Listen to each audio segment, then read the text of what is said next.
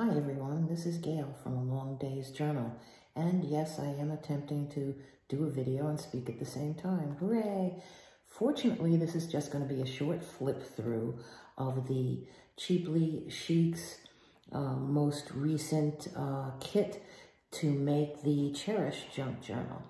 And originally, I just wasn't that inspired, and Cheaply Chic had posted a video yesterday or the day before, also under the gun in terms of it being so late in the month already, and just having completed the first 2 pages.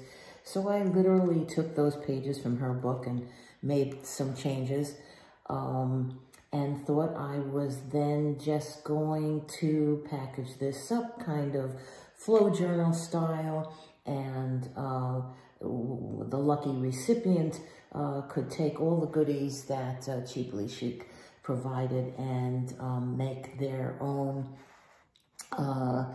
journal and their own creative finished product.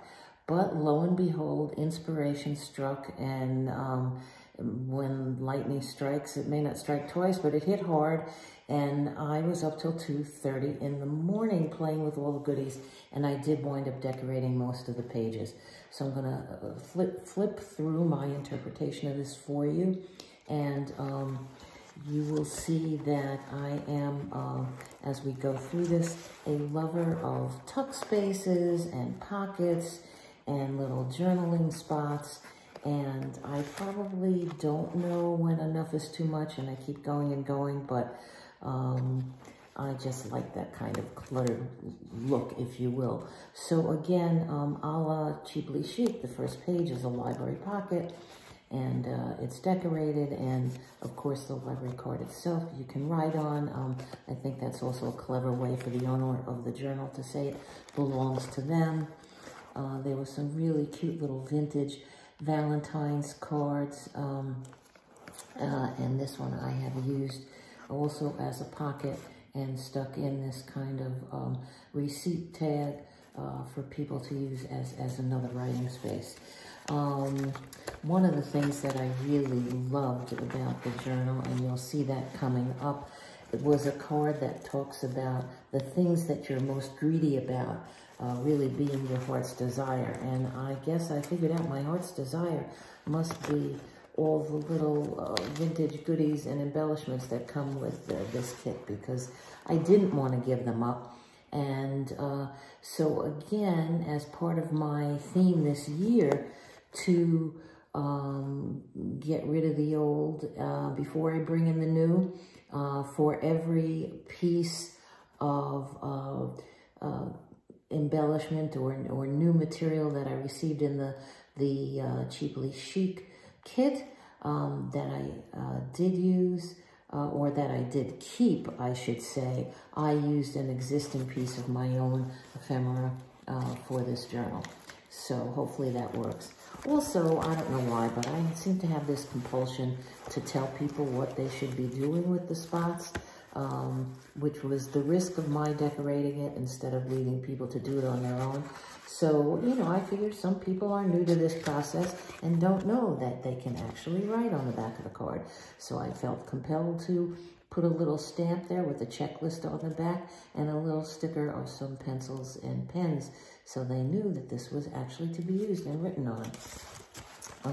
Then you will see 1 or 2 blank pages as we go along. This I left as a blank page because I want it to be a letter, a sheet of writing paper that someone can use. For the meantime, it is a tuck pocket, and I've sealed my letter with a kiss, and I've put in a little note paper that someone can write on if they don't want to use the whole sheet, or in addition to using the whole sheet of paper for a letter.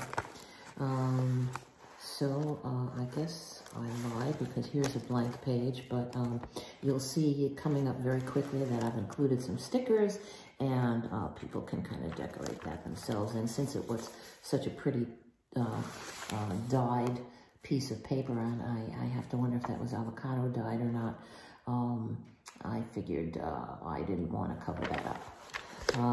So here, though, again, I couldn't resist a little tuck pocket, and I've done a little chippy heart. And since far be it from me to just have this heart as a decoration, which someone could use as a bookmark or something else, again, if you turn it over, you'll see there's a little kind of post-it notes on the back, so they can use it as a writing space. So that gets tucked into that little pocket. This is some beautiful vintage lined ledger type paper, so I kind of let that be. Here is one of my spots with some stickers in a little envelope and some puffy stickers and a little hairy paper clip. Let's see if we can get a good picture of that. Clipping all the material together with some of the ribbon and strings that Cheaply Chic provided. And on the next page, we have some more stickers and that wonderful little card that talks about your heart's desire being the things you're greedy about. And I just also couldn't resist putting in this little target for my lover's heart and arrow to hit. So again, here's a nice piece of hand-dyed paper, but I said people are going to go, oh, okay, nice piece of blank paper. What do I do with that? So I've used some corrugated cardboard to print out some lines on that so it's easy to write on. And here's some washi tape of my own collection. That I somehow also feel the need sometimes to reinforce page edges because I don't want them to rip, although the wear and tear can also be part of the charm. Some more lined paper, that I also did some distressing on. I'm also a nut about distressing all my pages. Since this did have a little vintage theme, even though I kind of leaned towards some of the more modern components on the trim and the washi tape, I thought I would use some distress ink on that. Another sticker from my own collection, some roses there on this hand-dyed paper. Coming up, there's that continuation of the theme of the trim. And some nice graph paper that I've distressed with some blue ink around the edges. I don't know if that comes off very well in the camera. And I'm going to try to move this along a little more quickly. Some blank pages, but blank on this side because the back side of it is kind of highly decorated. And so, again, you could use that as a writing space, as a letter space. So I wanted to leave that blank. And a beautiful little doily that was included in this nice little theme of Daddy's Valentine on there. Some more decorations here, which was actually a cutout from one of the full page ideal book pages that were provided. And here's some beautiful hand-dyed paper, which I do suspect is avocado paper, but it has the imprint of hearts on it, so I have to figure out how to do that. And here we are having a banner day, with some of the little materials provided, and carrying that theme over to the next page is kind of a little marker to open that page with. This is probably my favorite page, the center of the book, where I've cut out and distressed and pasted on the description of the music Heart and Soul, and some of the actual music from it, and kind of envisioned in my head a little story where someone was attending a concert, and so here's a ticket that admits one to the concert, or maybe just admits one to your heart. And I was particularly in love with this because Heart and Soul was probably one of the first songs I ever learned how to play on the piano as a child. So here's a spot where I've included, as is, a card and an envelope from the kit for someone to fill out on their own.